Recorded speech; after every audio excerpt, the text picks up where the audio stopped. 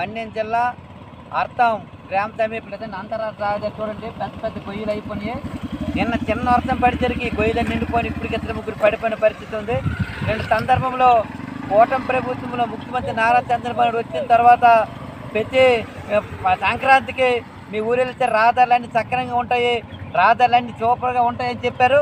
ఆ విధంగా ఎవరైనా అక్కడ రోడ్లు బాగోలేకపోతే స్థానిక ఎమ్మెల్యేని బాధ్యత చేస్తామని అన్నారు.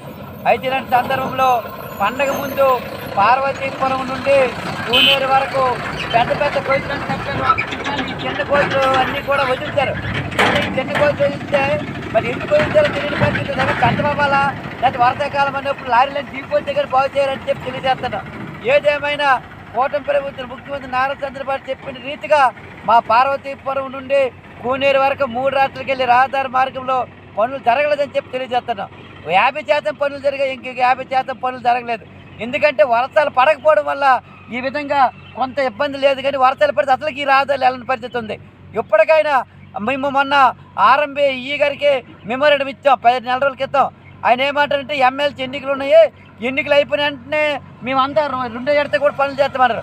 ఆ ఎన్నికలు అయిపోయి 15 రోజులు అయిపోయింది, ఆ 2వ విడతలా చేయట్లేదు. ఇప్పటికే మళ్ళీ వర్షాకాలం పెడితే వాళ్ళు ఇబ్బంది పడే పరిస్థితి ఉంది. వాహనదారులు చాలా ఇబ్బంది పడుతున్నారు.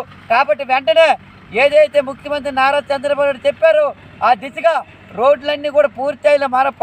50% ఒకేసారి ఇంక 50% పనులు చేయలేదు. కాబట్టి ఈ 50% కూడా పూర్తి చేసి 100% పనులు పూర్తి చేసే విధంగా ఆరంభ అధికారులు స్పందించాలి.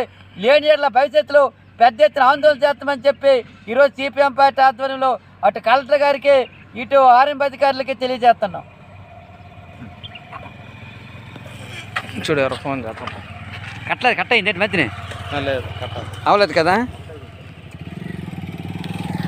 చిన్నవి అన్న చిన్న ఫోటో ఒకటి తీసాను.